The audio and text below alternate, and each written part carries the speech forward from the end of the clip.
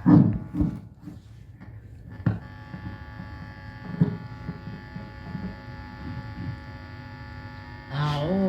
بالله من الشيطان الرجيم.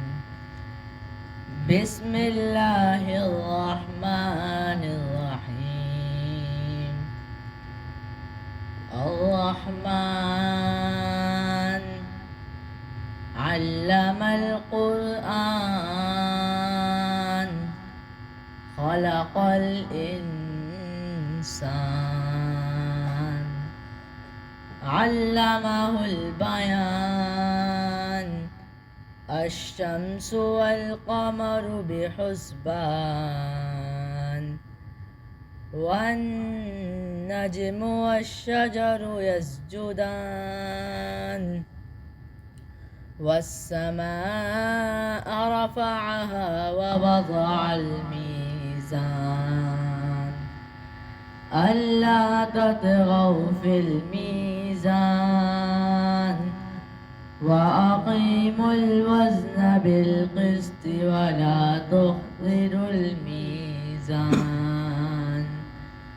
والأرض وضعها للأنام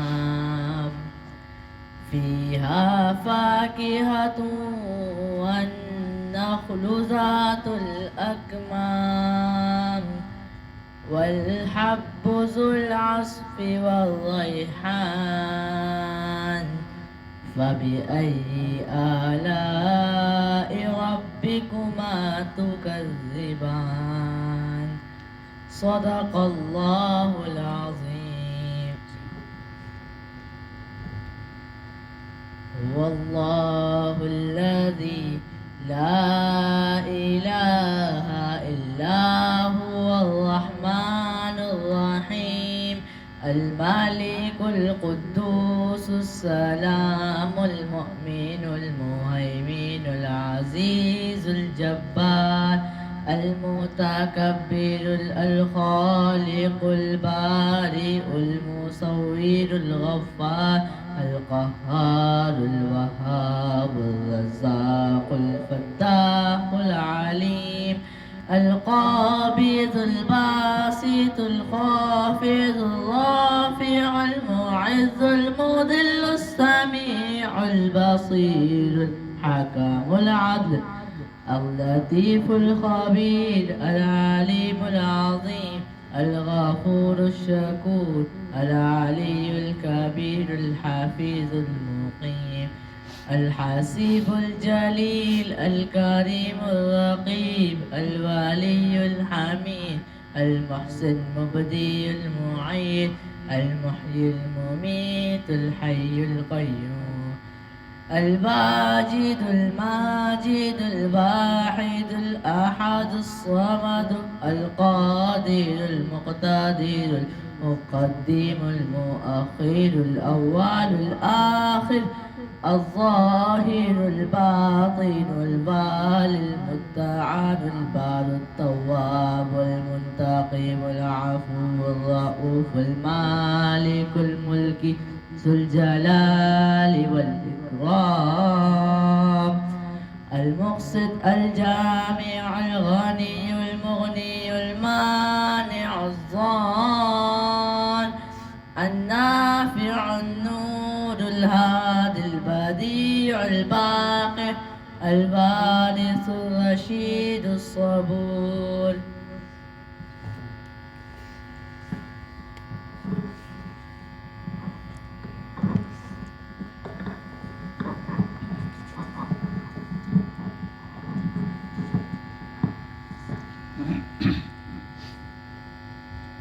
نعبده ونصلي على رسوله الكريم اما بعد اعوذ باللہ من الشیطان الرجیم بسم اللہ الرحمن الرحیم قال اللہ تعالی فی القرآن المجید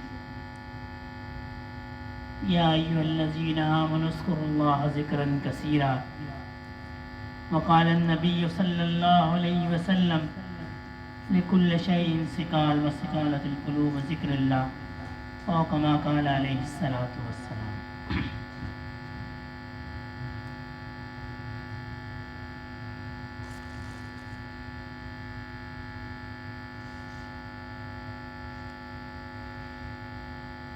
اللہ پاک نے اس دنیا میں ایسا نظام رکھا ہے کہ جہاں خیر کا کام ہوگا وہاں شر کی قوتیں بھی اس پہ اثر ڈالیں گی۔ اللہ پاک نے آدم علیہ السلام کو تخلیق فرمایا تو ان کے مد مقابل جو ہے وہ شیطان تھا۔ حابیل علیہ السلام ان کے مد مقابل قابیل تھا۔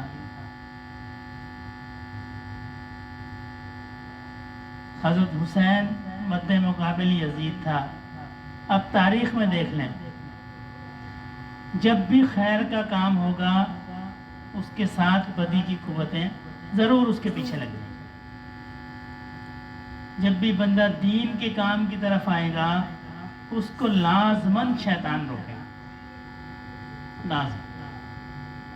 اس لیے ایک حدیث مبارکہ کے اندر ہے کہ شیطان کی کسی پیغمبر سے ملاقات ہوئی تو پیغمبر نے ان سے کہا، فرمایا کہ بھئی تمہیں کون سا کام ہے جس پہ تم سب سے جلدی گرفت کرتے ہو، یعنی روکنے کی کوشش کرتے ہو؟ تو اس نے کہا صدقہ، کہ اگر کسی شخص کوئی شخص جو ہے وہ صدقے کا ارادہ کرے تو فوراً دے دے، ورنہ پھر میں اس کو دینا نہیں دیتا۔ آپ مشاہدہ کر لیں، بندہ ارادہ کرتا ہے، زیادہ تر ہم جو ہے ملازمت پیشہ ہیں، تنخواہ ملتی ہے، ہم سوچتے ہیں جی 100 50 200 ہم کسی فقیر کو دیں گے، مسجد میں دیں گے، اللہ کے راستے میں ہم پیسے دیں گے، لیکن جیسے ہی وقت گزرتا ہے وہ ساری کیفیات بدل جاتی ہیں۔ جو دے دیا بس وہ اسی وقت دے دیا، یہ آپ تجربہ کر کے دیکھ لیں۔ یہ ایسی چیز ہے کہ جیسے ہی تھوڑی سی آپ نے سستی کی بس پھر شیطان جو ہے وہ کہتا ہے پھر میں اس کو نہیں دینے دیتا۔ یعنی معلوم یہ ہوا کہ نیکی کا کوئی سا بھی کام ہو، شیطان کی پوری کوشش ہوتی ہے کہ جی یہ کام نہ کرے۔ اچھا، اب صرف شیطان ہی انسان کا دشمن نہیں ہے۔ عام طور پہ ہم سمجھتے ہیں کہ ہمارا دشمن شیطان ہے، شیطان ضرور دشمن ہے اور سب سے بڑا دشمن ہے، لیکن صرف شیطان ہمارا دشمن نہیں ہے۔ اللہ نے ایک اور چیز پیدا کی ہے جس کو کہتے ہیں نفس۔ اب اگر اس کا تجربہ کرنا ہو تو رمضان میں آپ دیکھیں، جب رمضان کا چاند طلوع ہوتا ہے، اللہ پاک جتنے شیاطین ہیں سب کو بیڑیاں ڈال دیتے ہیں، سب قید ہو جاتے ہیں۔ تو پھر ہونا تو یہ چاہیے کہ جب شیطان قید ہو گیا تو پھر تو ہماری ایسی کیفیات ہو جانی چاہیے، ایسا ہمارا نماز میں دل لگنا چاہیے، ایسا ہمارا رجوع عبادت کی طرف ہونا چاہیے، لیکن ایسا ہوتا نہیں۔ ہاں، فرق ضرور پڑتا ہے، فرق ضرور پڑتا ہے۔ اب جس شخص کو جتنا فرق پڑتا ہے وہ سمجھ لے کہ اتنا وہ شیطان کی مانتا ہے، باقی اپنے نفس کی مانتا ہے۔ اگر تک کسی کو صحیح فرق پڑتا ہے، یعنی غیر رمضان کے اندر اس کو مشکل ہوتی ہے، رمضان آ گیا تو اس کی ساری کیفیات ٹھیک ہو گئیں، تو پھر تو سمجھ جائے کہ جی یہ شیطان کی وجہ سے ہے۔ لیکن اگر ہماری کیفیات میں فرق نہیں پڑتا، ویسی کی ویسی رہتی ہیں، تو وہ شیطان کی وجہ سے نہیں ہوتی، وہ اپنے نفس کی وجہ سے ہوتی۔ اللہ نے انسان کے ساتھ نفس کو پیدا کیا۔ انسان کا نفس جو ہے وہ اس کی خیر کی طرف اس کو نہیں آنے دیتا۔ وہ خوش نصیب آدمی ہے، وہ اللہ کا ولی ہے جس نے اپنے نفس کو دبا کر خیر کا کام کر لیا۔ یہ نفس کو دبانا یہ معمولی کام نہیں ہے، اس لیے کہ یہ ایسی چیز ہے جو انسان کے اندر ہے۔ جو باہر کا دشمن ہوتا ہے اس کو آپ کے بارے میں، ہمارے بارے میں ساری معلومات نہیں ہوتی، کوئی نہ کوئی معلومات ایسی ہوتی ہے جس کو نہیں پتا ہوتی۔ لیکن جو اندر کا دشمن ہوتا ہے، جو گھر والا ہوتا ہے، اس کو ساری تفصیل پتہ ہوتی ہے کہ اس کے یہ معمولات ہیں، اس کے یہ راز ہیں، اس کے یہ اس کی جو ہے وہ اچھی چیزیں ہیں، یہ اس کی بری چیزیں ہیں۔ تو نفس جو ہے یہ اندر کا دشمن ہے، نفس جو ہے یہ اندر کا دشمن ہے۔ اسی لیے نبی کریم صلی اللہ علیہ وسلم ایک غزوے سے واپس تشریف لا رہے تھے تو صحابہ کرام سے فرمایا ہم جہاد اصغر سے جہاد اکبر کی طرف آ رہے ہیں۔ اس کا مطلب یہ نہیں ہے کہ جہاد کی کوئی فضیلت نہیں ہے۔ جو لوگ اس سے جہاد کی فضیلت نہ ہونے سے مراد لیتے ہیں وہ درست نہیں ہے۔ جہاد کی بہت بڑی فضیلت ہے، قتال کی بہت بڑی فضیلت ہے، یہاں تک ایک حدیث کا مفہوم ہے کہ جس شخص کے دل میں شہادت کی تمنا نہیں ہوئی تو پھر چاہے وہ منافق ہو کے مرے یا جیسے مرضی مرے، یعنی اگر بندہ جہاد نہیں کر سکتا تو کم از کم شہادت کی تمنا تو رکھ سکتا ہے. یہ قتال کی بڑی فضیلت ہے. لیکن نبی کریم صلی اللہ علیہ وسلم نے جو روزمرہ کی زندگی ہے اس کو جہاد اکبر قرار دیا. کیوں؟ کہ جب دشمن سے جہاد ہوتا ہے تو بندے میں جوش و جذبہ ہوتا ہے، ولولہ ہوتا ہے، پھر وہ ایک خاص وقت کے لیے ہوتا ہے، 1 دن 2 دن 5 دن 10 دن 20 دن. لیکن جو اپنے نفس کے خلاف جہاد ہے یہ پوری زندگی ہے، پوری زندگی. بزرگ اس کی ایک مثال دیتے ہیں، فرماتے ہیں ایک شخص جو ہے وہ کسی برفانی علاقے میں چلا گیا تو باہر نکلا تو اس کو ایک لکڑی پڑی ہوئی ملی. اس نے اس لکڑی کو اٹھایا، دیکھا بڑی خوبصورت ہے، بڑی رنگ برنگی یہ لکڑی ہے، بڑی خوبصورت لکڑی ہے. اپنے گھر لے آیا. اب سردی تھی، جب اس نے آگ واگ جلائی، اپنے ہاتھ تاپے تو وہ جو لکڑی تھی وہ پگھلی اور وہ سانپ بن کے اس کو ڈس گئی. وہ تو سانپ تھا جو سردی کی وجہ سے اکڑ گیا تھا. فرمایا نفس کی بھی یہ مثال ہے، جب بندہ محنت کرتا ہے، ریاضت کرتا ہے تو وہ مرتا نہیں ہے، وہ اکڑ جاتا ہے. اور بندہ یہ سمجھتا ہے کہ یہ مر گیا، بس اب میرا نفس نہیں ہے، اب جو بھی میں فیصلہ کروں گا وہ حق کے مطابق ہوگا، جو بھی میں عمل کروں گا وہ بالکل ٹھیک ہوگا، کیونکہ میں نے تو اتنی محنت کی ہے، میں نے تو اتنی ریاضت کی ہے کہ میں نے تو اپنے نفس کو مار دیا ہے. تو جہاں وہ سستی کرے گا وہیں وہ اس پہ حملہ کرے گا.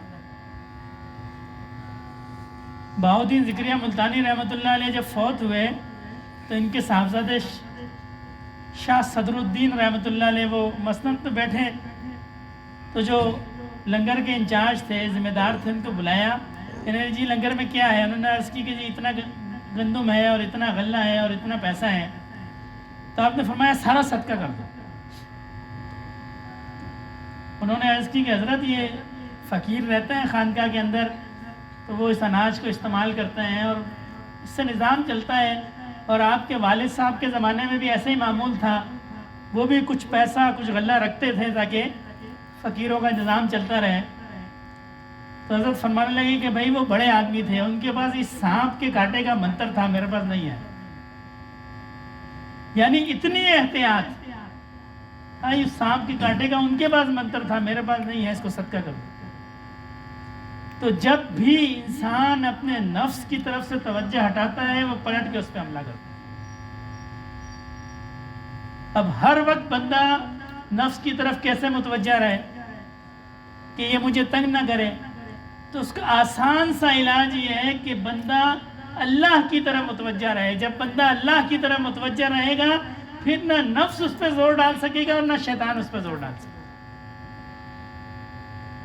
جب بندہ اللہ کی طرف متوجہ ہو جائے گا پھر نفس بھی اس پہ زور نہیں ڈال سکے گا اور شیطان بھی اس پہ زور نہیں ڈال سکے گا. یہ بڑا آسان کام ہے.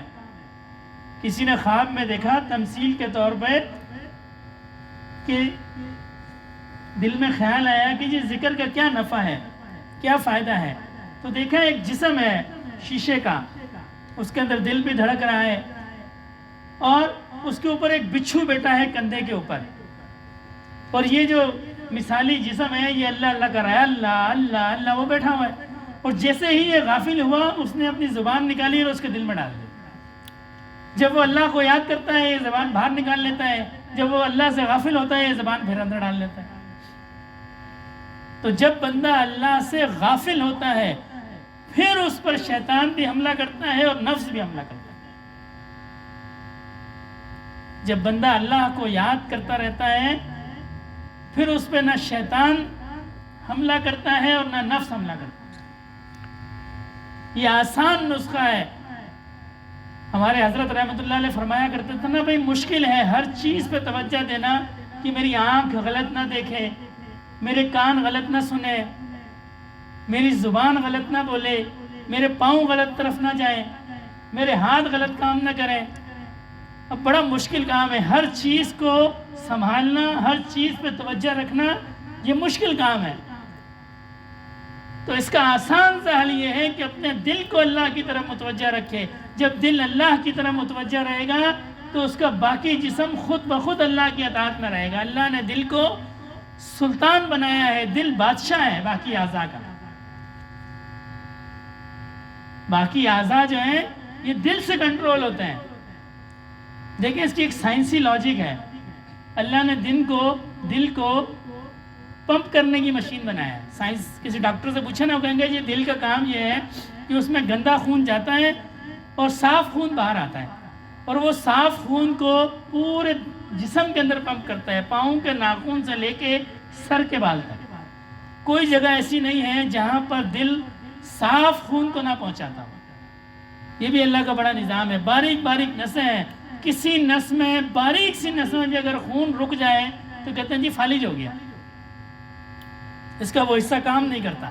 بلکہ اگر خون کی روانی رک جائے تو فالج سے بڑھ کے بعض اوقات تو خدا نہ خواستہ ٹانگ وانگ بازو بھی کاٹنا پڑ جاتا ہے کہ جی خون رواں نہیں ہو رہا ہے اس کا. تو یہ دل کی اللہ نے ذمہ داری لگائی ہے کہ وہ خون کا قطرہ ناخون کے، پاؤں کے ناخون سے لے کے سر کے بال تک پہنچاتا ہے.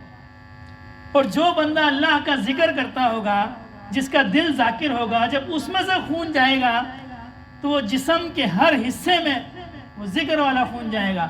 پھر جب آنکھ میں ذکر والا خون جائے گا تو اس کی آنکھ غلط نہیں دیکھے گی. زبان پہ ذکر والا خون جائے گا، زبان غلط نہیں بولے گی. اسی لیے جو صوفیہ ہیں وہ کہتے ہیں دل پہ محنت کرو. کسی کو خدا نہ خواستہ کوئی رنج علم مل جائے، کوئی دکھ مل جائے، کوئی پریشانی ہو جائے، کوئی دوست آئے کہ جی کھانا کھاؤ گے، وہ کہتا ہے جی میرا دل نہیں کرتا. چلو فلاں جگہ گھومنے چلتے ہیں، میرا دل نہیں کرتا. کیوں؟ گھومنے تو اس نے لاتوں سے جانا ہے، ٹانگوں سے. کھانا تو اس نے منہ سے کھانا ہے، لیکن کہتا ہے جی میرا دل نہیں کرتا. اس لیے کہ دل رئیس ہے، دل بادشاہ ہے. دل کے اوپر باقی اعضاء جو ہیں یہ دل کے اوپر ڈیپینڈنٹ ہے.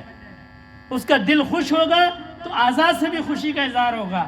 دل غمگین ہوگا، اعضاء سے بھی غم کا اظہار ہوگا. غمگین دل ہوتا ہے، پانی آنکھوں سے نکلتا ہے. ایسا ہی ہے نا. دل اداس ہوتا ہے، دل غمگین ہوتا ہے تو آنکھوں سے کیا ہوتا ہے؟ پانی نکلتا ہے. کیوں؟ آنکھیں اس دل کے تابع ہیں. اس کا دل اداس ہوتا ہے، آنکھوں سے پانی نکلتا ہے.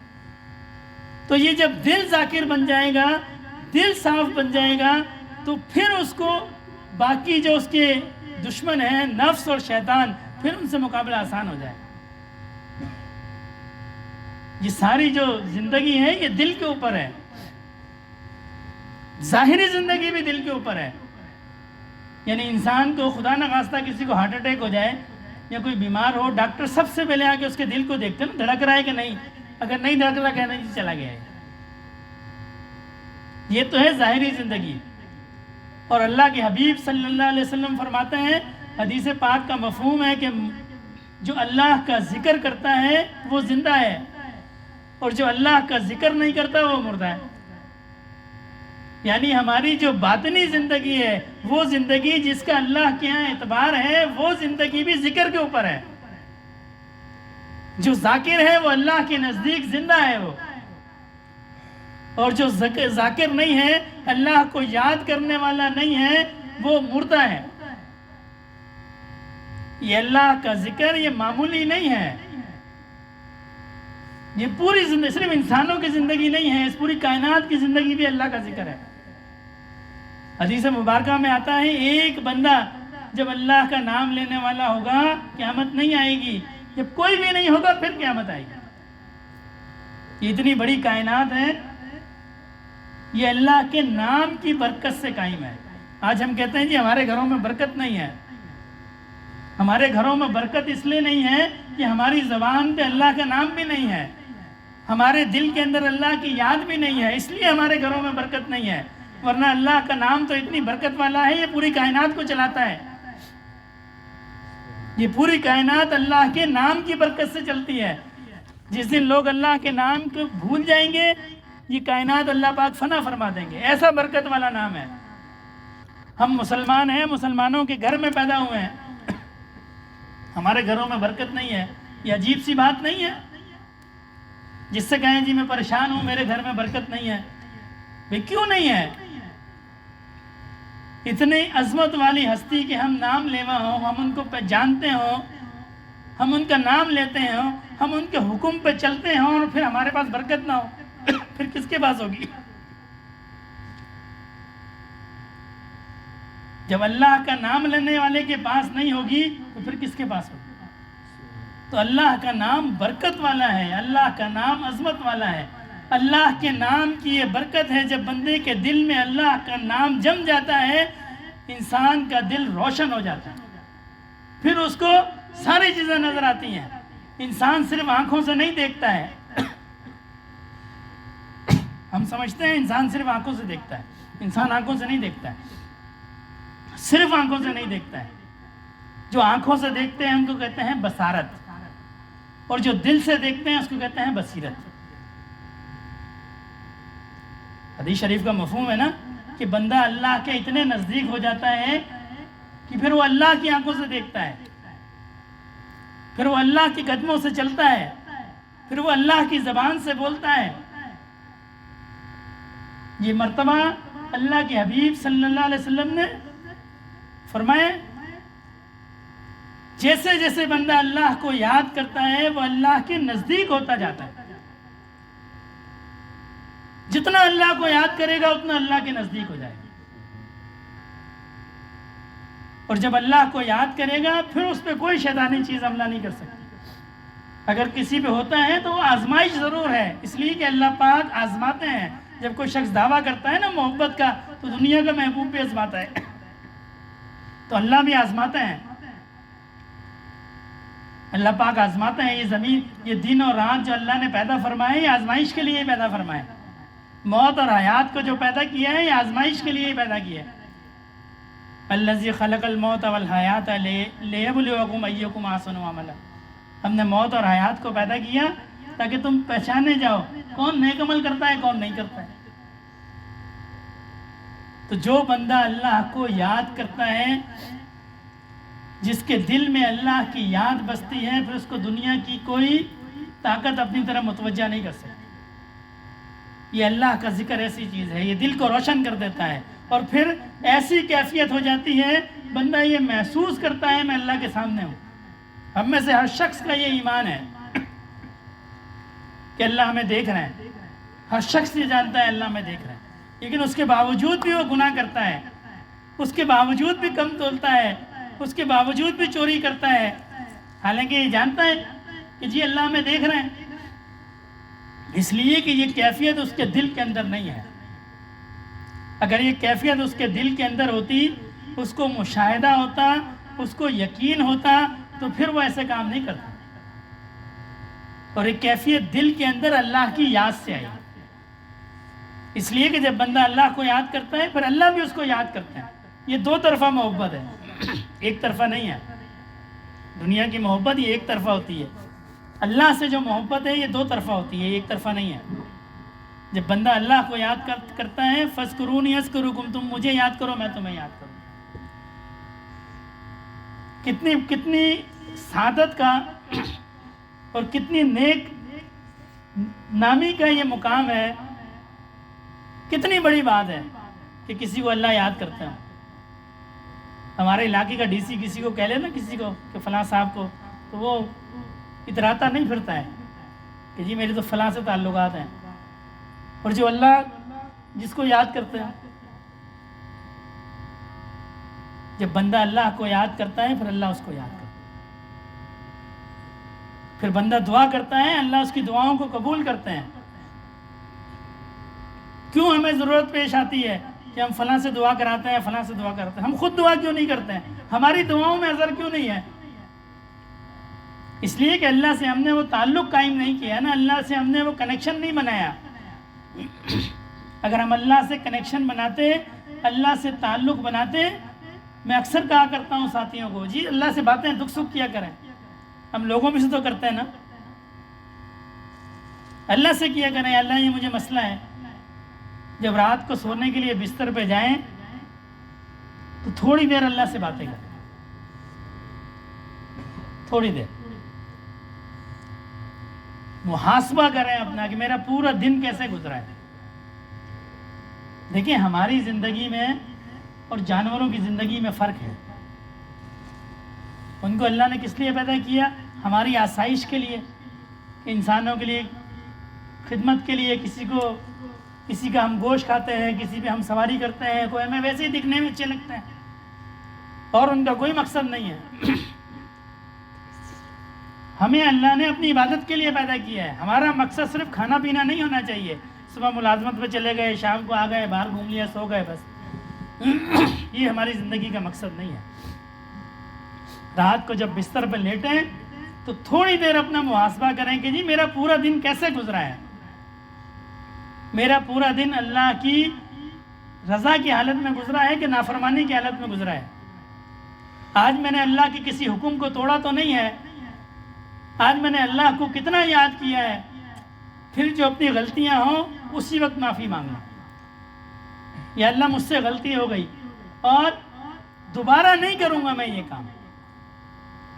کتنے ہی لوگ قبروں کے اندر ہیں جو یہ سوچتے تھے ہم کل معافی مانگ لیں گے، ہم کل معافی مانگ لیں گے، آج نماز نہیں پڑھتے ہم کل نماز شروع کر دیں گے، آج ہم اللہ کو یاد نہیں کرتے ہم کل اللہ کو یاد کرنا شروع کر دیں گے۔ وہ بھی میری اور آپ کی طرح تھے، ہماری طرح انہوں نے لمبی لمبی پلاننگ کی تھی، لمبی لمبی ان کی امیدیں تھیں کہ جی کل میں یہ کروں گا، پرسوں میں یہ کروں گا، میری اولاد بڑا ہوگی، فلاں ہوگا فلاں ہوگا فلاں ہوگا۔ کئی ساتھیوں کو میں جانتا ہوں رات کو سوئے ٹھیک ٹھاک، صبح اٹھے ہی نہیں صبح، وہ بھی میرے اور آپ جیسے تھے۔ انہوں نے بھی اسی طرح سوچا تھا جس طرح ہم سوچتے ہیں کہ جی کل میں یہ کروں گا، میں دفتر جاؤں گا، میں یہ کروں گا، ہفتے بعد میرا یہ پروگرام ہے، سال کے بعد یہ پروگرام ہے، 5 سال کے بعد میں جی بچوں کی شادی کروں گا، میں مکان بناؤں گا۔ ایسے ہی جیسے ہم پلاننگ کرتے ہیں ویسے ہی انہوں نے پلاننگ کی، لیکن اللہ نے ان کو مہلت نہیں دی، وہ رات کو سوئے صبح اٹھے نہیں۔ وہ میں اور آپ بھی ہو سکتے ہیں۔ تو جب بندہ سوئے تو اپنے جو ہے اللہ سے معافی مانگ کے سوئے، پورے دن کا محاسبہ کر کے سوئے۔ کوئی لمبا چوڑا حساب کتاب نہیں ہے، کچھ منٹ کی بات ہے، 5 منٹ 10 منٹ 20 منٹ، اور پھر اپنی غلطیوں پہ غور کرے اور پھر اگلے دن ان غلطیوں کو دہرانا نہیں ہے۔ اگر کوئی بچہ شرارت کرے تو ہم اس کو چھوڑ دیتے ہیں جی دوبارہ نہیں کرنا، لیکن اگر وہ بضد ہو دوبارہ بھی کرے پھر کرے پھر کرے، پھر کیا ہوتا ہے؟ ہم اس کو مارتے ہیں، سزا دیتے ہیں۔ تو کوشش یہ کرنی ہے کہ جی دوبارہ یہ کام نہ ہو، جو غلطی ہم سے آج ہوئی وہ غلطی ہم سے کل نہیں ہونی چاہیے۔ پھر جو دکھ ہوں گے، جو تکلیفیں ہیں، جو پریشانی، وہ بھی اللہ کے آگے بیان کرے۔ ادعونی استجب لکم، تو مجھے پکارو میں تمہاری دعاؤں کو سنوں گا، وہ بھی اللہ کے سامنے پیش کر دے۔ پھر دیکھو کیسا بندے کو اطمینان ملتا ہے۔ جس بندے سے پوچھیں، جس ساتھی سے ملاقات ہوتی ہے، جی اضطراب ہے، پریشانی ہے، کسی بھی بندے سے آپ ملنے، تھوڑی سی آپ اس سے گفتگو کریں گے، ایسا لگے گا جی دنیا میں سب سے زیادہ یہی پریشان ہے۔ پھر کوئی دوسرا ساتھی آئے گا تو اس سے زیادہ وہ پریشان لگے گا۔ ہر بندہ کیوں پریشان ہے؟ کبھی ہم نے سوچا ہم کیوں پریشان ہیں؟ اس کی 2 وجوہات ہیں۔ ایک تو ہم اللہ کی رضا پہ راضی نہیں ہیں، ایک ہم اللہ کی رضا پہ راضی نہیں ہیں۔ حدیث شریف کا ایک مفہوم ہے، اگر بندے نے یہ معلوم کرنا ہو کہ اللہ اس سے راضی ہے کہ نہیں ہے تو وہ یہ دیکھے کہ وہ اللہ سے راضی ہے کہ نہیں ہے۔ ہم اللہ کی رضا پہ راضی نہیں ہیں۔ ہمارے معاشرے میں حسد عام ہو گیا۔ کیا ہے یہ؟ کس چیز کی بیماری ہے؟ اللہ کی رضا پہ راضی نہ ہونے کی بیماری ہے کہ جی اس کو کیوں مل گیا مجھے کیوں نہیں ملا۔ اور دوسرا، ہم اللہ کو یاد نہیں کرتے، ہمارا اللہ کی طرف رجوع نہیں ہے۔ جب پانی حد سے گزر جاتا ہے پھر ہم اللہ کی طرف رجوع کرتے ہیں۔ کوئی بیمار ہو جائے خدا نہ خواستہ تو پہلے کیا کرتا ہے؟ ڈاکٹروں کے پاس بھاگتا رہتا ہے۔ میں یہ نہیں کہہ رہا کہ ڈاکٹروں کے پاس نہیں جانا چاہیے، لیکن اس کا بھی طریقہ ہے۔ اللہ کے حبیب صلی اللہ علیہ وسلم نے اس کا بھی طریقہ بتایا ہے۔ پہلے 2 نفل پڑھے، دعا کرے، صدقہ کرے، پھر علاج کرے۔ یا اللہ آپ بیماری دینے والے ہیں، آپ شفا دینے والے ہیں، صدقہ دے اور پھر علاج شروع کرائے۔ ہم بالکل اس کے الٹا کرتے ہیں۔ ہم پہلے ڈاکٹروں کے پاس بھاگتے ہیں، جب ڈاکٹر جواب دے دیتے ہیں پھر ہم صدقے بھی دیتے ہیں، اور آخر میں ہم اللہ کے آگے جھکتے ہیں کہ اللہ تو کوئی صورت بچی نہیں ہے. ہم بالکل اس کے الٹ کرتے ہیں، اسی لیے ہم پریشان رہتے ہیں. یہ نہیں ہے کہ جو بندہ اللہ کو یاد کرتا ہے اس پہ بیماری نہیں آتی، اس پہ بیماری آتی ہے. اللہ نے اس دنیا کو عالم اسباب بنایا ہے، اس میں حالات بھی آتے ہیں ہر طرح کے، اچھے حالات بھی آتے ہیں، برے حالات بھی آتے ہیں، تنگی بھی آتی ہے، آسائش بھی آتی ہے، لیکن جو پریشانی ہے وہ نہیں ہوتی ہے، اضطراب میں مبتلا نہیں ہوتا. مومن جو ہے اللہ کو یاد کرنے والا یہ اضطراب میں مبتلا نہیں ہوتا. ایسا نہیں ہے کہ آپ کو ہر وقت جو ہے وہ پریشان ملے گا. جو بندہ اللہ کو یاد کرتا ہوگا، جس کا دل اللہ کی رضا پہ راضی ہوگا، ہر وقت آپ کو پریشان نہیں ملے گا. کبھی ہو گیا کوئی اضطرابی کیفیت ہو گئی، آپ کو پریشان بھی نظر آ گیا، ورنہ جو اللہ والا ہوگا، جو اللہ کو یاد کرتا ہوگا، اس کو چہرے پہ آپ کو اس کے اطمینان ملے گا. یہ اطمینان جو ہے الا بذکر اللہ تطمئن القلوب، یہ اطمینان اللہ نے اپنے ذکر کے اندر رکھا ہے. جب دل کے اندر بندہ اللہ کا ذکر کرتا ہے پھر اس کے اندر یہ اطمینان کی کیفیت اترتی ہے، پھر اس کے اندر یہ سکون کی کیفیت اترتی ہے، پھر اس کے اندر اطمینانیت آ جاتی ہے، پھر حالات اس پہ اثر نہیں کرتے. کیوں؟ اس کا تعلق اللہ سے بن جاتا ہے، اللہ پاک کی ذات اس کی طرف متوجہ ہوتی ہے اور وہ اللہ کی طرف متوجہ ہوتا ہے. یہ تعلق بن جاتا ہے. ہمیں مسئلہ ہے شیطان نے اس تار کو توڑ دیا ہے. ہم پریشان ہوتے ہیں جب بھی ہمارا اللہ کی طرف نہیں جاتا دھیان. خوشی کی حالت میں تو بڑا غنیمت ہے. کوئی خال اللہ کا بندہ ایسا ہوگا جو خوشی میں یا کسی تقریب میں جس کو اللہ یاد ہوگا، یہ تو بالکل ہی کوئی خال ہوگا. ہم تو بیماری اور دکھ تکلیف میں بھی اللہ کی طرف رجوع نہیں کرتے. ہمیں اپنی ذات کے اندر غور کرنا چاہیے، بھئی کیا وجہ ہے؟ کہیں ایسا تو نہیں اللہ ہم سے ناراض ہے؟ وہ دو شخص جو ہیں وہ کہیں جا رہے تھے، نماز کا ٹائم ہوا، ایک ساتھی نے دوسرے سے کہا بھئی میں نماز پڑھنے جا رہا ہوں چلو. اس نے کہا جی میرے کپڑے خراب ہیں، جیسا ہم اکثر بہانہ کر دیتے ہیں جی میرے کپڑے خراب ہیں تم پڑھ کے آؤ. اب یہ چلے گئے نماز پڑھنے. جب کافی دیر ہو گئی تو باہر والے ساتھی نے آواز لگائی بھائی تم باہر کیوں نہیں آتے، تمہیں کون باہر نہیں آنے دیتا؟ تو اندر والے ساتھی نے کہا جو تمہیں اندر نہیں آنے دیتا، جو تمہیں اندر نہیں آنے دیتا وہ مجھے باہر نہیں آنے دیتا. اگر ہم اللہ کے در سے دور ہیں تو اس کی کوئی وجہ ہے نا. اس کی وجہ ہمارے گناہ ہیں. یہ ہمارے گناہ ہیں جو ہمیں اللہ کے نزدیک نہیں جانے دیتے. جتنے گناہ بڑھتے رہتے ہیں اللہ کی رحمت سے بندہ دور ہوتا رہتا ہے. اور اس کا کیا حل ہے؟ اس کا حل ہے توبہ. اس کا حل ہے اللہ کی یاد، اللہ کو راضی کرنا، توبہ کرنا. یا اللہ مجھ سے غلطی ہو گئی ہے. اور ایسی محبت کرنے والی ذات ہے توبہ کے لیے کوئی شرائط نہیں ہے. نماز کے لیے شرط ہے لباس پاک ہو، جسم پاک ہو، جگہ پاک ہو، نماز کا وقت ہو، منہ قبلہ رخ ہو.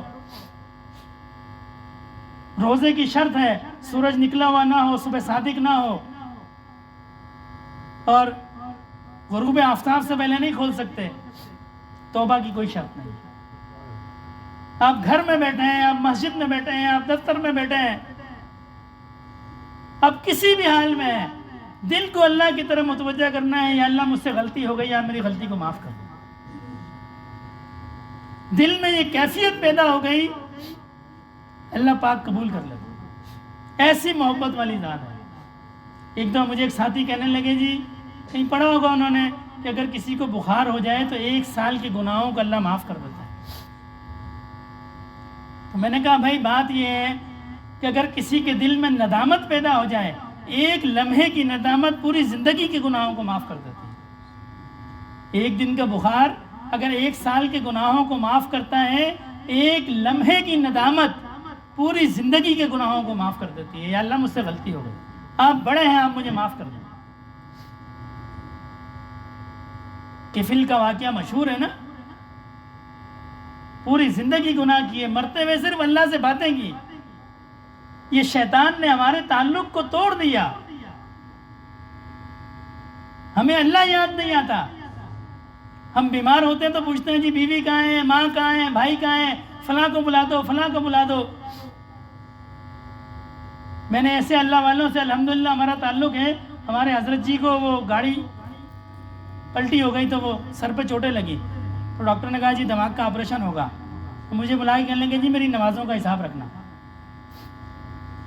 کسی چیز کی فکر نہیں تھی، اولاد کہاں ہے، فلاں کہاں ہے. فکر کس بات کی تھی؟ جی میں بے ہوش ہوں گا یا اس عرصے میں جو میری نمازیں رہ جائیں گی ان نمازوں کا حساب رکھنا. تو ہمارا اللہ کی طرف رجوع اس لیے نہیں ہے کہ ہم گناہوں میں مبتلا ہیں، ہم معافی نہیں مانگتے ہیں، ہم توبہ نہیں کرتے ہیں. یہ توبہ ایسی چیز ہے، یہ گناہوں سے معافی کی ایسی چیز ہے، یہ اللہ کے سامنے ندامت ایسی چیز ہے، عمر بھر کے گناہ اللہ اس کو معاف کر دیتا. عمار بن منصور رحمۃ اللہ علیہ ایک بزرگ گزرے، وعظ فرمایا کرتے تھے. جب فوت ہوئے تو خواب میں کسی نے دیکھا، پوچھا حضرت کیا معاملہ ہوا؟ فرمایا اللہ نے مجھے معاف کر دیا. پوچھا حضرت کس بات پہ معافی ہو گئی؟ فرمایا میری مجلس کے اندر بہت سارے لوگ آتے تھے تو ایک دفعہ میری مجلس میں ایک ایسا بندہ آیا جو زندگی میں کبھی میری یاد میں نہیں رویا. کوئی دنیا دار آدمی ہوگا، کوئی لے آیا ہوگا کہ چلو جی حضرت جی کے بیان میں جاتے ہیں. تو فرمایا میں نے بیان کیا، اللہ نے اس کے دل میں اثر ڈالا، اس کی آنکھ سے آنسو کا قطرہ نکلا. تو جب فوت ہو گئے خواب میں دیکھا، وہ کہنے لگے، فرمانے لگے کہ مجھے اللہ نے فرمایا اس آنسو کے قطرے کی وجہ سے میں نے تمہاری بھی اور پوری اہل مجلس کی مغفرت فرما دی. یہ تو ندامت ایسی چیز ہے، یہ اس بندے کو نہیں بخشوایا، پورے مجمع کو اللہ نے معاف کر دیا کہ دیکھو اس کی آنکھ سے آنسو نکلا. وہ ہمارے سلسلے کے بزرگ ہیں پیر ذوالفقار احمد نقشبندی دامت برکاتہم عالیہ، وہ اکثر فرماتے ہیں یہ آنکھ کا پانی نہیں ہے، یہ موتی ہے، موتی. یہ پانی ہم سمجھتے ہیں نا آنکھ سے پانی نکل رہا ہے، یہ آنکھ سے پانی نہیں نکلتا. جو بندہ اللہ کی یاد میں روتا ہے یہ تو موتی ہے، اس کی قدر تو اللہ جانتے ہیں اس کی کیا قدر ہے.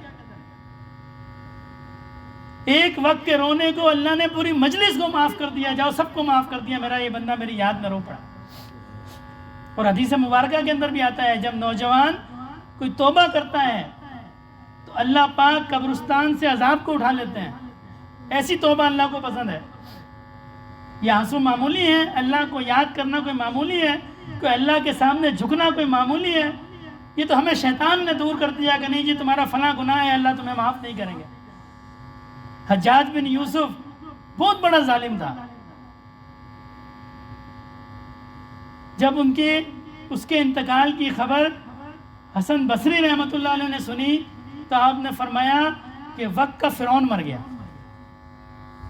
اتنا ظالم تھا. کوئی 100 کے قریب صحابہ کرام کو اس نے شہید کروایا تھا. جب مرنے لگا نا تو اپنی ماں کی گود میں اس کا سر تھا، اس نے کہا میرا سر نیچے رکھ دو، اور پھر اونچی آواز میں کہنے لگا یا اللہ یہ لوگ کہتے ہیں کہ آپ مجھے معاف نہیں کریں گے، یا اللہ لوگ کہتے ہیں آپ مجھے معاف نہیں کریں گے، لیکن میں جانتا ہوں آپ مالک ہیں، آپ مجھے معاف کر سکتے ہیں، آپ مجھے معاف کر دیں. یہ کہا اور مر گیا. حضرت حسن بصری کو جا کے کسی نے کہا کہ حضرت اس کی زبان سے ایسے الفاظ نکلے، حیران رہ گئے.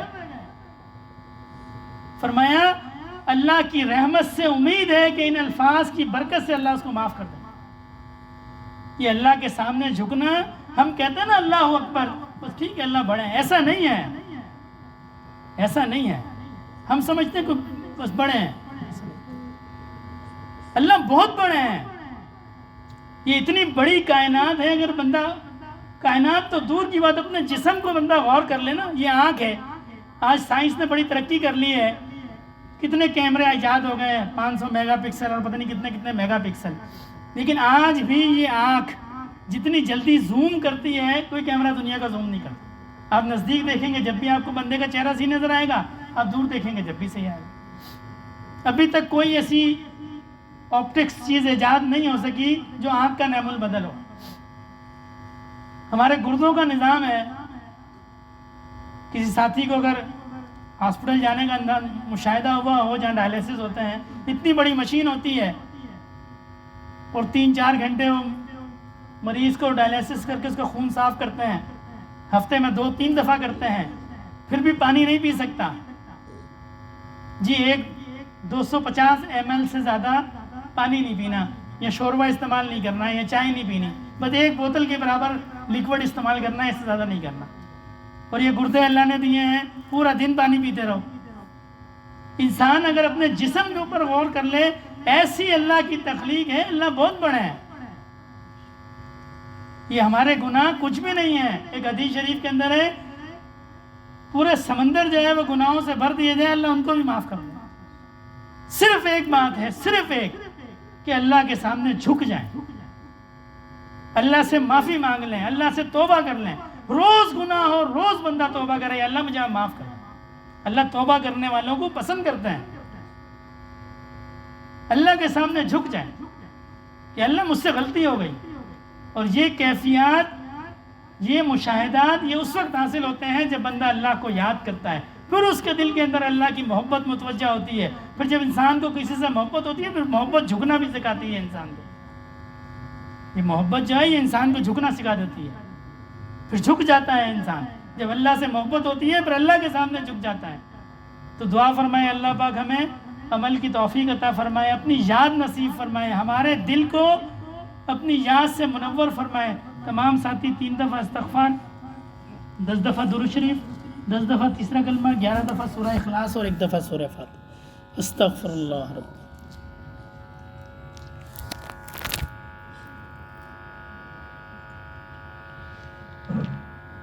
سبحان اللہ والحمد للہ ولا الہ الا اللہ واللہ اکبر ولا۔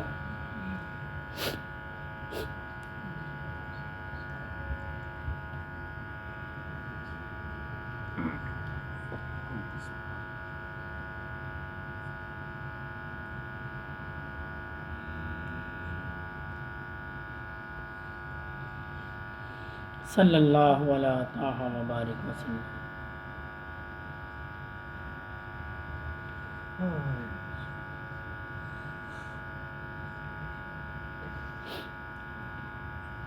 قل هو اللہ احد اللہ الصمد لم یلد ولم یولد۔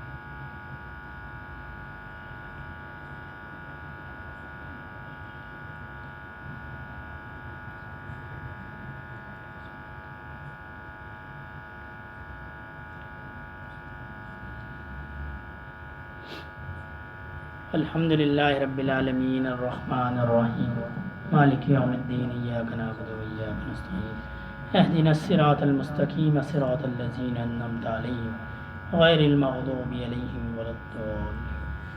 الحمد للہ رب العالمین والصلاة والسلام علی سید المرسلین۔ یا اللہ پاک جو پڑھا گیا ہے اس کا ثواب نبی کریم صلی اللہ علیہ وسلم کی بارگاہ عالیہ میں پیش فرمائیے۔ آپ کے طفیل جملہ صحابہ کرام، سلسلہ عالیہ نقشبندیہ کے جملہ شیخ و اعظام، خصوصاً میرے دادا رحمۃ اللہ علیہ کے نام اعمال میں داخل فرمائیے۔ یہ اللہ پاک اس کا ثواب جملہ مسلمان مردوں اور عورتوں، زندہ اور مردہ سب کے نام اعمال میں داخل فرمائیے۔ اللہم صلی علی سیدنا مولانا محمد صلاۃ تنجینا بہا من جمیع الاحوال والآفات وتنزیلنا بہا جمیع الحاجات وتطہرنا بہا من جمیع السیئات وترفعنا بہا عند اعلی الدرجات وتبلغنا بها أقصى الغايات من جميع الخيرات في الحياة وبعد الممات إنك على كل شيء قدير۔ سبحان ربك رب العزة عما يصفون وسلام على المرسلين والحمد لله رب العالمين آمین۔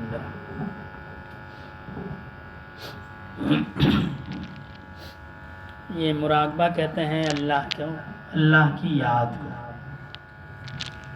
ہمارے یہاں نقشبند کے یہاں یہ طریقہ ہے کہ سر کو جھکا لیتے ہیں، چہرے کو ڈھانپ لیتے ہیں، آنکھوں کو بند کر لیتے ہیں، اس کے بعد اپنی توجہ جو ہے یہ دل کی طرف رکھتے ہیں۔ دھیان سارا دل کی طرف رکھنا ہے، اور دل میں یہ دھیان رکھنا ہے کہ اللہ پاک کی رحمت اور محبت میرے دل کے اندر آ رہی ہے۔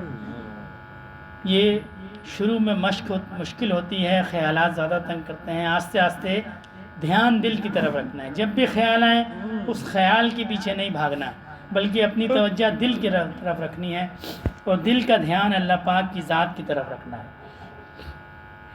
یہ تسبیح چلائی جائے گی، نہ یہ فرض ہے، نہ واجب ہے، نہ سنت ہے۔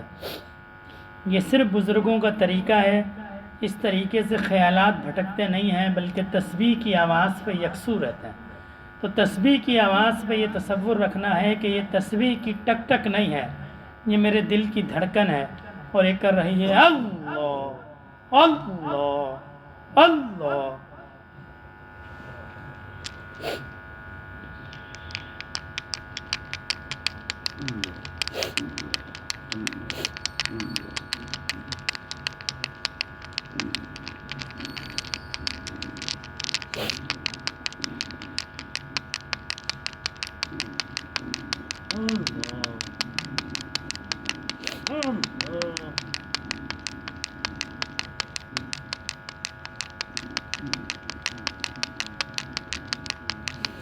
انما المؤمنون الذين اذا ذكر الله وجلت قلوبهم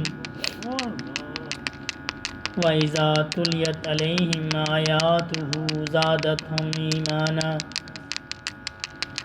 وعلى ربهم يتوكلون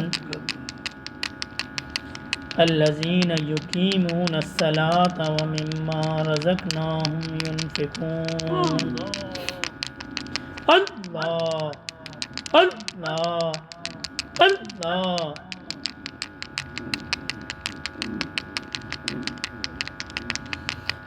زندگی آمد برائے بندگی، زندگی بے بندگی شرمندگی،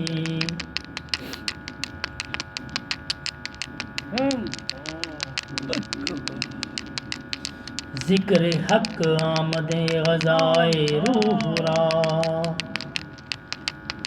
ذکر حق مرہم دل مجروح را۔ اللہ اللہ اللہ۔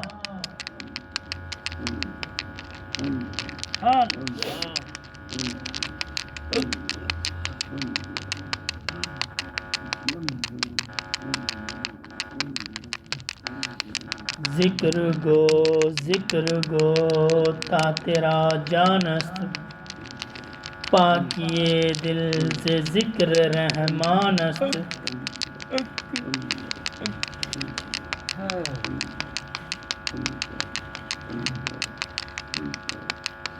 اللہ اللہ اللہ۔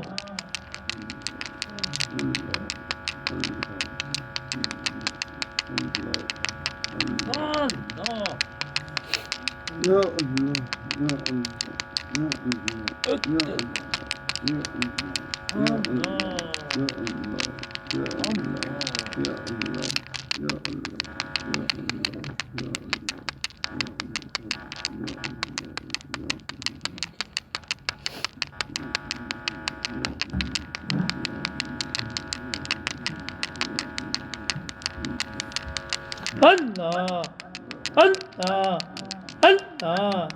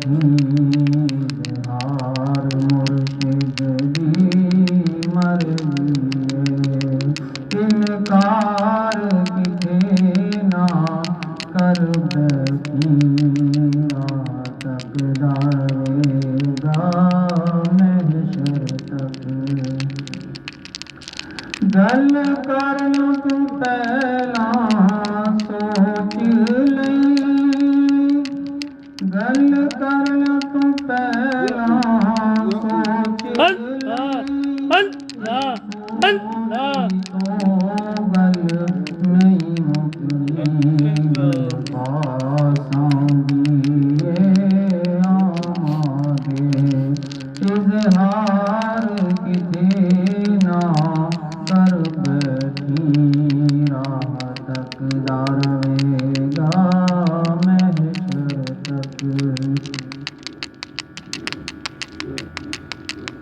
جی آمنا سامنا ہو جاوے جی آمنا سامنا ہو جاوے چپ کر کے سیس جھکا دیوی ہو جائے گا سرما پورا کتھے اکھیاں چار نہ کر بیٹھی راہ تک رہے گا محشر تک تکرار کتھے نہ کر بیٹھی اظہار مرشد دی مرضی ہے انکار کتھے نہ کر بیٹھی راہ تک رہے گا محشر تک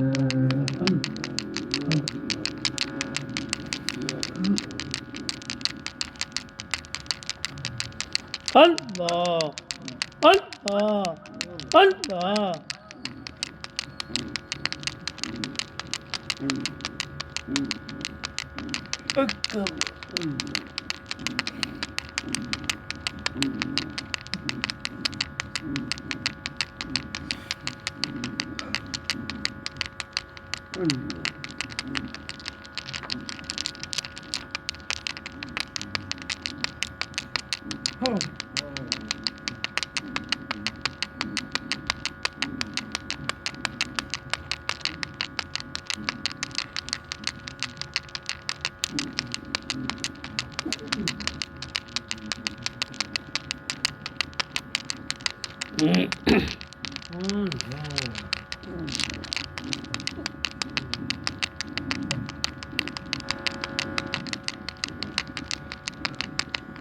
کھلا دل کا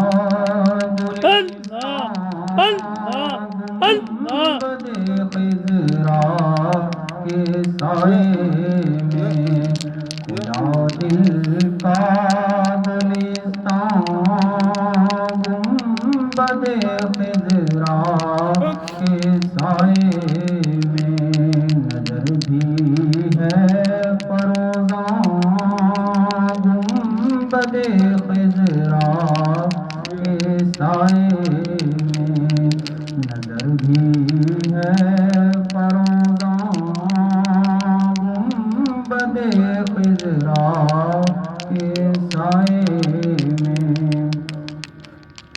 سکون دل جو ملتا ہے تو ملتا ہے یہاں کر سکون دل جو ملتا ہے تو ملتا ہے یہاں کر ہے درد دل کا درمان گنبد خضرا کے سائے میں درد دل کا درمان گنبد خضرا کے سائے میں کھلا دل کا گلستان گنبد خضرا کے سائے میں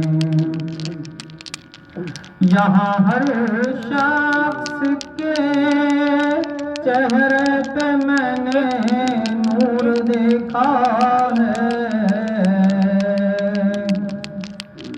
یہاں ہر شخص کے چہرے پہ میں نے نور دیکھا ہے جذب ایمان گنبد خضرا کے سائے میں جذب ایمان گنبد خضرا کے سائے میں حضور پاک کی عظمت عظمت کا اندازہ کہاں ممکن، حضور پاک کی عظمت کا اندازہ کہاں ممکن، غیرت ہے سخت حیران گنبد خضرا کے سائے میں، غیرت ہے سخت حیران گنبد خضرا کے سائے میں، کھلا دل کا گلستان گنبد خضرا کے سائے میں، نظر بھی ہے فروزاں گنبد خضرا کے سائے میں۔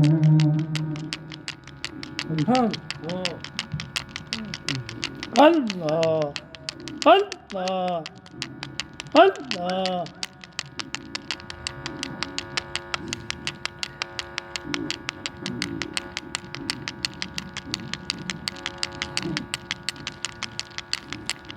جگہ جی لگانے کی دنیا نہیں ہے، یہ عبرت کی جا ہے تماشا نہیں ہے، جگہ جی لگانے کی دنیا نہیں ہے، عبرت کی جا ہے تماشا نہیں ہے، جہاں میں ہے عبرت کے ہر سو نمونے، مگر تجھ کو اندھا کیا رنگ بو نے، کبھی غور سے بھی یہ دیکھا ہے تو نے، جو معبور تھے وہ محض اب ہے سونے، جگہ جی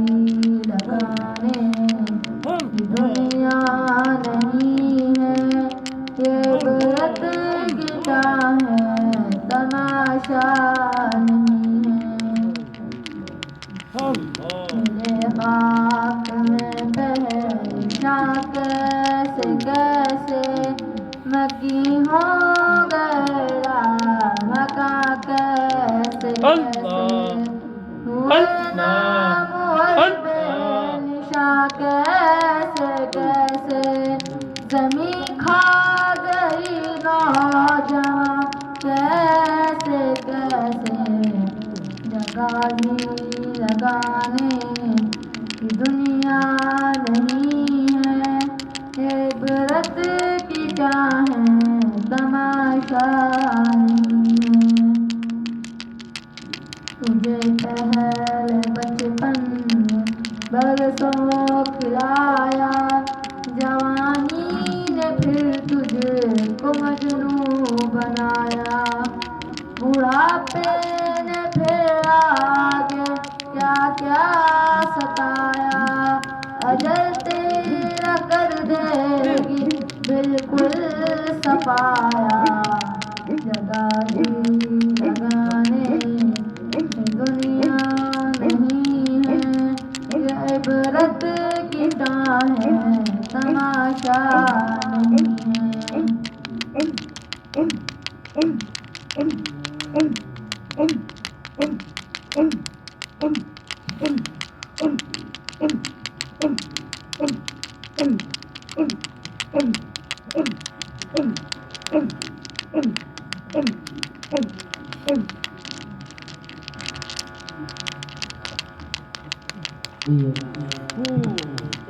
تیری چوکھٹ پر بھکاری بن کے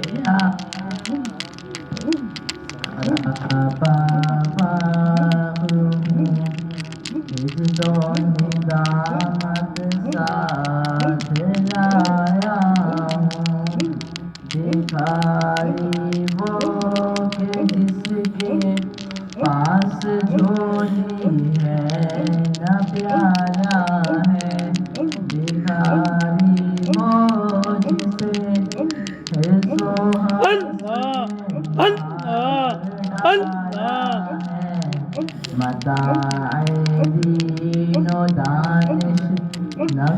ہاتھوں سے لٹوا کر سکون قلب کی دولت ہوس کی دھن پہ چڑھوا کر لوٹا کر ساری پونجی غفلتوں سیاہ کی دلدل میں سہارا لینے آیا ہوں تیرے کعبے کے آنچل میں گناہوں کی لپٹ سے کائنات قلب افسردہ ارادے مضمحل ہمت شکستہ حوصلے مردہ کہاں سے لاؤں طاقت دل کی سچی ترجمانی کی کہ اس جھنجھال میں گزری ہے گھڑیاں زندگانی کی خلاصہ یہ کہ بس جل بھن کے اپنی روح سیاہی سے سراپا فقر بن کر اپنی حالت کی تباہی سے تیرے دربار میں لایا ہوں میں اپنی حالی تیری چوکھٹ کے لائق ہر عمل سے ہاتھ ہے خالی یہ تیرا گھر ہے تیرے محل کا دربار ہے مولا سراپا نور ہے ایک سبز انوار ہے مولا تیری چوکھٹ کے جو آداب ہیں ان سے خالی ہوں نہیں جس کو سلیقہ مانگنے کا وہ سوالی ہوں زبان پہ ندامت دل کی ناقص ترجمانی پر خدایا رحم میری اس زبانی پر یہ آنکھیں خشک ہیں یا رب انہیں رونا نہیں آتا سلگتے داغ ہیں دل میں جنہیں دھونا نہیں آتا الہی تیری چوکھٹ پر بھکاری بن کے آیا ہوں سراپا فقر ہوں حجز و ندامت ساتھ لایا ہوں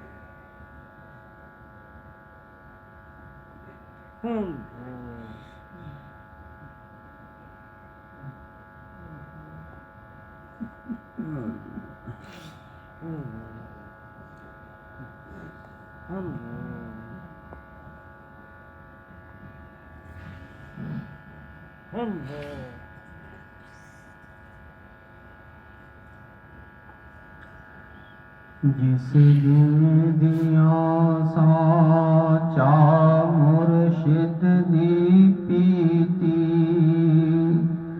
پیتی نال نظر دے سارے جگ دیاں چاواں پلیاں کیف نمول اتر دے او جڑی درویش پکاون او وچ وزار نہ ملدی اے دل دے وچ چاہ پکاون آتش صاحب دل دی او پتیشک ازل دی پاون میٹھا حب نبی دا دودھ وحدت دا چاہ وچ پان بالن نظر ولی دا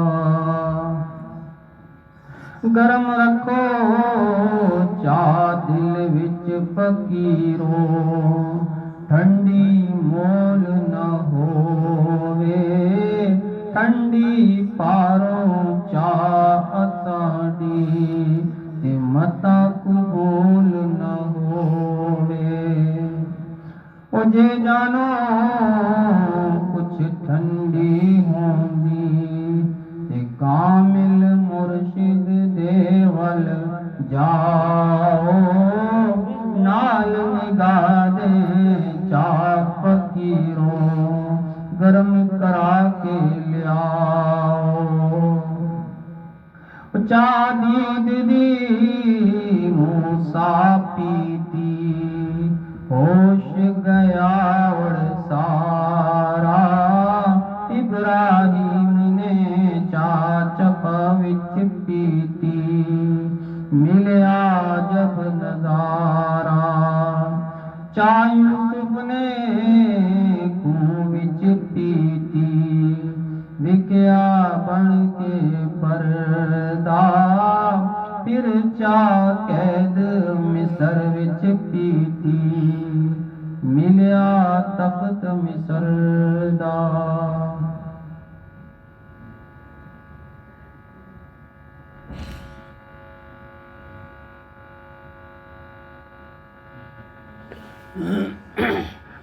دعائے خیر الحمدللہ رب العالمین الرحمن الرحیم مالک یوم الدین ایاک نعبد و ایاک نستعین اهدنا الصراط المستقیم صراط الذین انعمت علیہم غیر المغضوب علیہم ولا الضالین ربنا ظلمنا انفسنا وان لم تغفر لنا وترحمنا لنكونن من الخاسرین ربنا لا تؤاخذنا ان نسینا واخطانا ربنا ولا تحمل علينا إصرا كما حملته على الذين من قبلنا ربنا ولا تحملنا ما لا طاقة لنا به واعف عنا واغفر لنا وارحمنا أنت مولانا فانصرنا على القوم الكافرين ربنا لا تزغ قلوبنا بعد إذ هديتنا وهب لنا من لدنك رحمة إنك أنت الوهاب ربنا هب لنا من أزواجنا وذرياتنا قرة أعين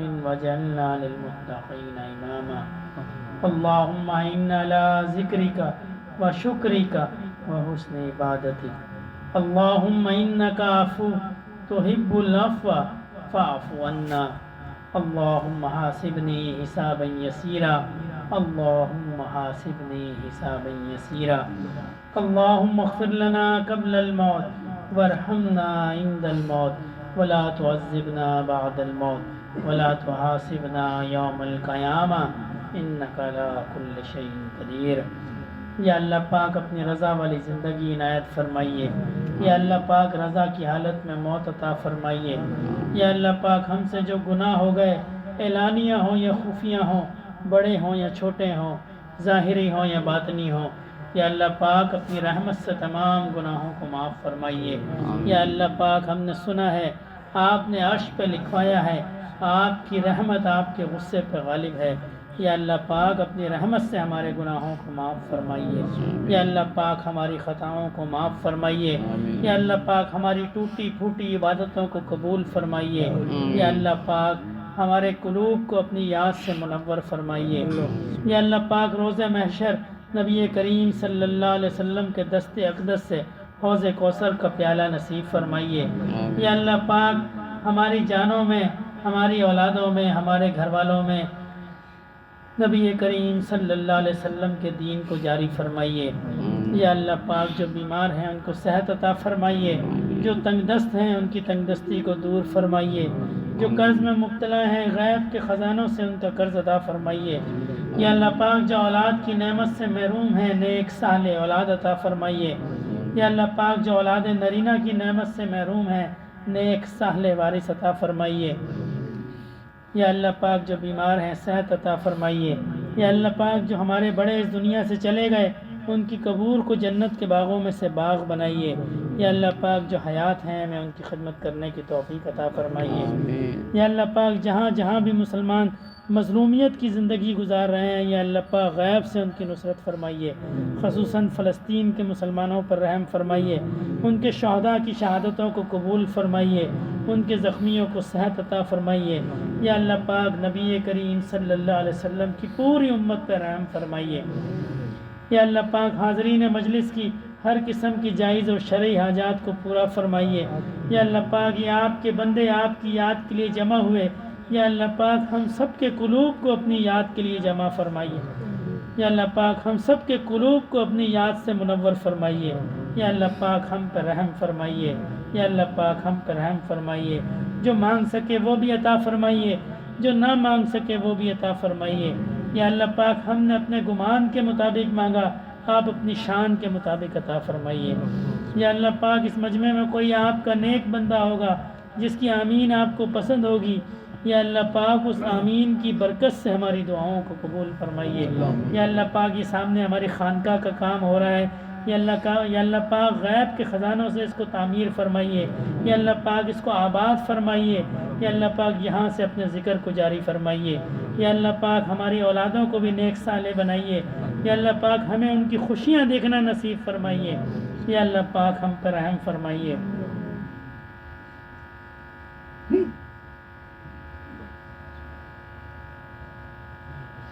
اللهم صل على سيدنا مولانا محمد صلاة تنجينا بها من جميع الأحوال والآفات وتقضي لنا بها جميع الحاجات وتطهرنا بها من جميع السيئات وترفعنا بها عندك أعلى الدرجات وتبلغنا بها أقصى الغايات من جميع الخيرات في الحياة وبعد الممات إنك على كل شيء قدير. سبحان ربك رب العزة عما يصفون وسلام على المرسلين والحمد لله رب العالمين. آمین برحمتک یا ارحم الراحمین. آمین یا رب. میں نے یہاں پہ بہت بڑا چوہا گھوم رہا ہے، یہاں سے نہیں چڑھتا، جماعت کے بیچ میں گھوم رہا